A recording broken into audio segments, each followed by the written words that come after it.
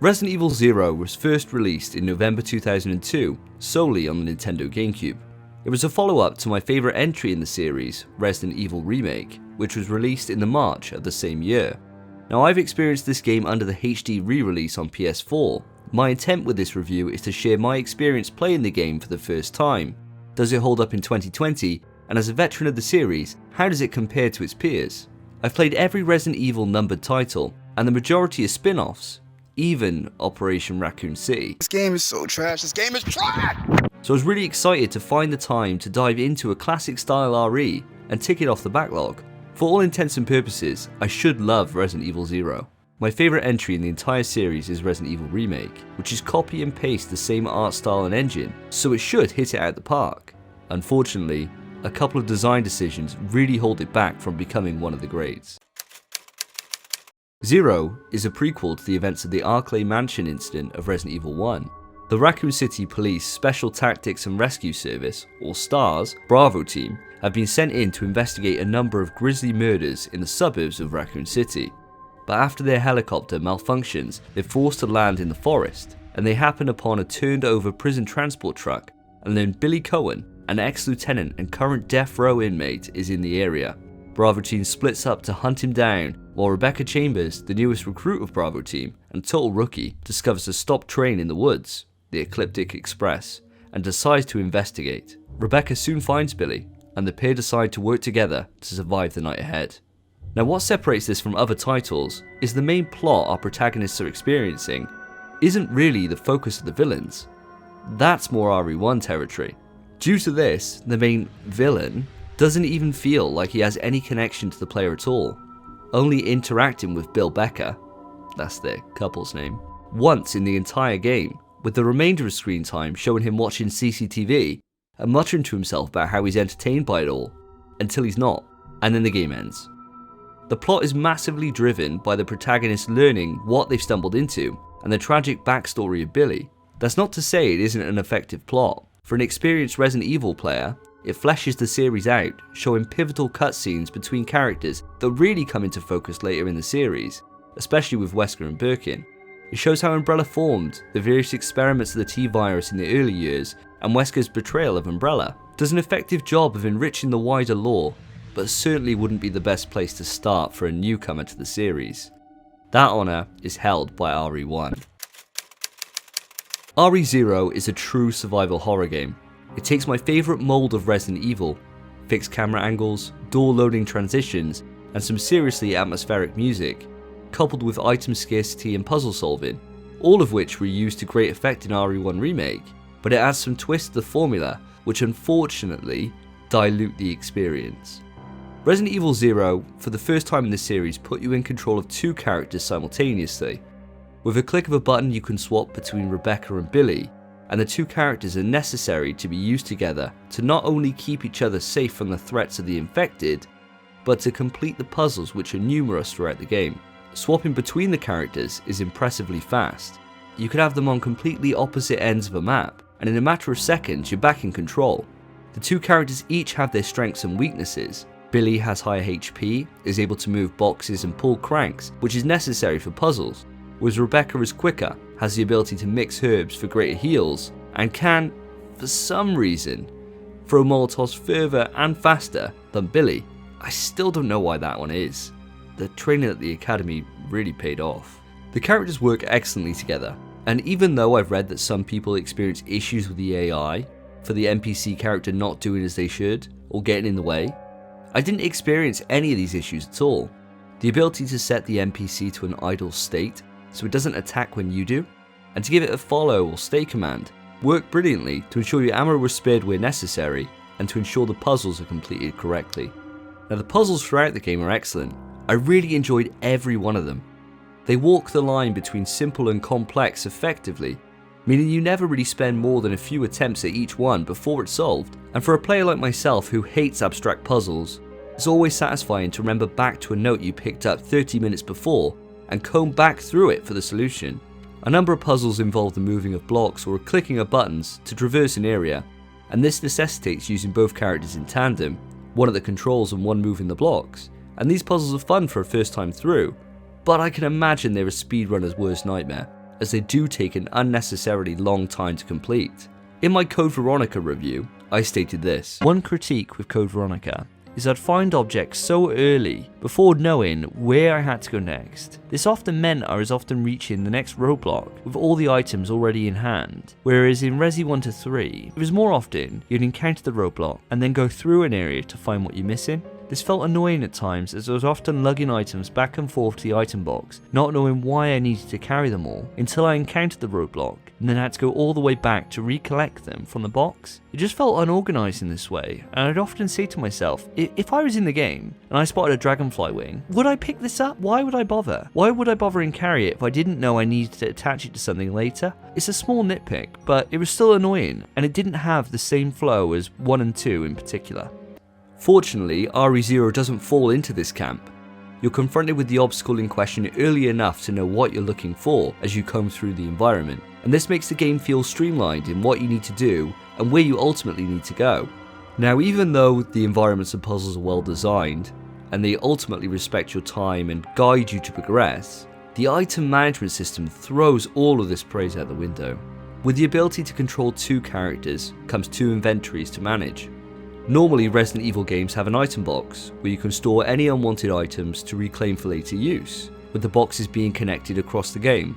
Meaning, if I don't want to carry a grenade launcher now, I can deposit it, and pull it out when I'm about to encounter a boss later down the road.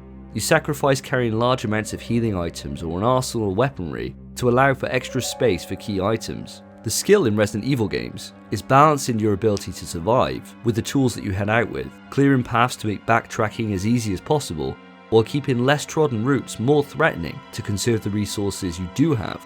The save system further embeds this behaviour, as you have to find ink ribbons across the environment, and these take space in your inventory, so you often go large portions of time in between saves, which further ups the tension in exploration. Resident Evil 0 finally adds in an oft-requested feature: the ability to drop items and re-pick them up at a later time. However, RE0 removes the item box. Now, this has the unintentional consequence of adding countless hours onto game time by traipsing back and forth across the map to pick up a powerful weapon before a boss fight, or to grab the hookshot, which in hindsight I should have carried throughout the entire playthrough. It's only used 3 or 4 times throughout the game, and it's used to access key areas for progression, but it would always mean an inevitable slow breath of frustration and a large run back through entire areas just to find where I dropped it. Eventually I got into the habit of squirreling all my unused items next to a save point in the training facility. The trek back to this spot before the final boss fight was a total waste of my time, and is fully unnecessary. All it added was a headache and caused me to play the game more aggressively than previous titles. Now, normally I go into the final boss fight with far more objects in my item box than I could ever hope to use, and sure, this was still the case here. I left multiple guns, heals and ammo scattered across the different areas, but 99% of the time, I'd kill the enemies rather than avoid them, as I wasn't afraid of running out. Knowing I'd eventually have to trace back across whole areas just to find where I'd stored everything, made me just want to use the items when I had them, rather than waste more time and put myself in even greater danger from repeated close calls with enemies. The added frustration came when basic enemies reappeared in previously cleared areas on my way back through to re-grab items. A nitpick I have with the item drop mechanic is the item detection. The amount of times I'll be standing right next to an object and the game just wouldn't let me pick it up. Instead, I'd read the same description of the environment over and over and over again. Now, there's some minor inconvenience, but it's still annoying. Item management is normally one of my favourite, if not my favourite parts of RE titles, but here it felt like every few steps I was going into the menu to recheck a map, or move items and ammo between the characters.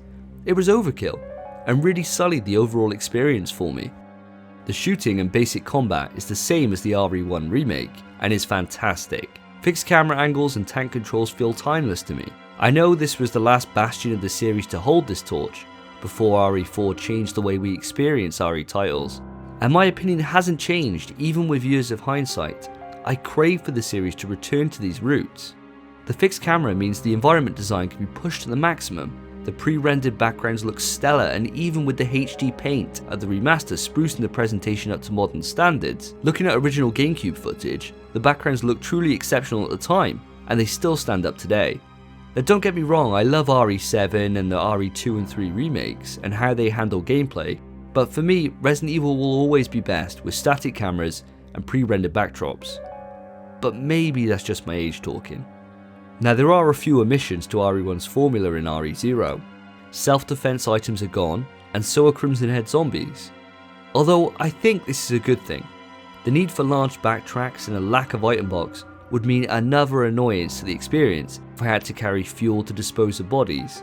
Having a partner save you from an enemy grab works close enough to a self-defense item, so this is one thing I'm glad they didn't implement during development. The bosses are all decent, but none rise to being particularly memorable. They're serviceable, but nothing greater than that, and each one has real pros and cons. The bat fight in the church should be cool, but he ended up being more annoying than challenging. Lining up shots on a moving target while multiple smaller targets flying around, throwing off your aim, just adds frustration rather than challenge. And the tyrant, well, on first glimpse, I thought, oh, here we go. I was excited to see a staple of the franchise return, but in reality, yeah, I never died to a boss. They were all fodder with cool designs on paper, but in practice were all bark and no bite.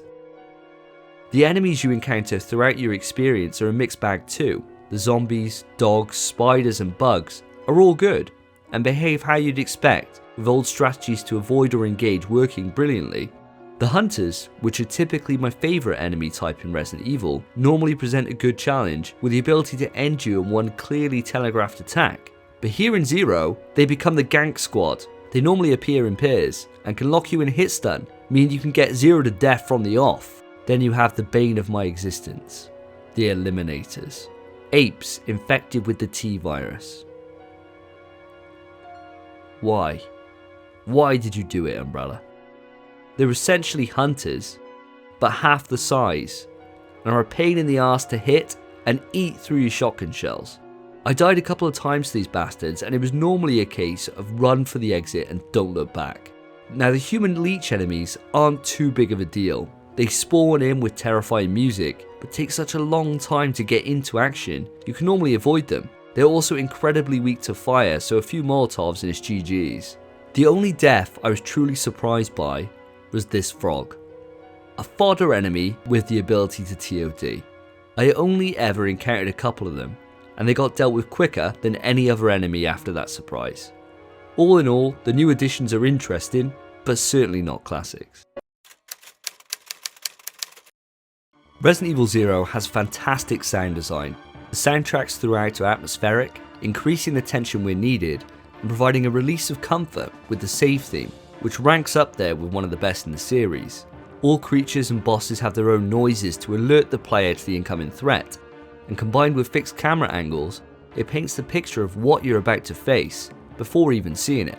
I can't fault the weapon sounds. Reloading and firing all feel and sound impactful, and to my surprise, the voice acting isn't bad. Bill Becker sound great. The script work for any of the cast isn't going to win any awards, but is certainly an improvement from Code Veronica and the original trilogy. Now the villains are all over the top, but it feels intentional this time, rather than cheesy, and that goes a long way to selling the performances.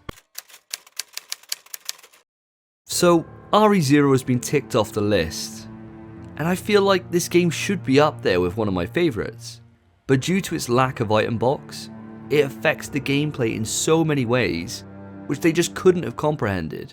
It stretched the game out longer than was necessary, meant most of my time was spent in menus rather than playing, and made the simple act of preparing for potential encounters more annoying than enjoyable due to endless backtracks across all corners of the map. The dual characters work great, and I was invested in this story and the overall narrative. The puzzles and environmental design were aided by a fantastic score, but it handicaps itself from a potentially incredible experience to a decent one. It sits on the lower end of my Resident Evil experiences. It's better than 6, sure, but that's not really saying much. And that's my experience of Resident Evil Zero. I'd love to hear your thoughts, so comment below and let me know what you think. If you're new to the channel, consider subscribing for more reviews of new and classic titles, and put a like on the video if you enjoyed it. Now remember, take care of yourselves, take care of each other. See ya.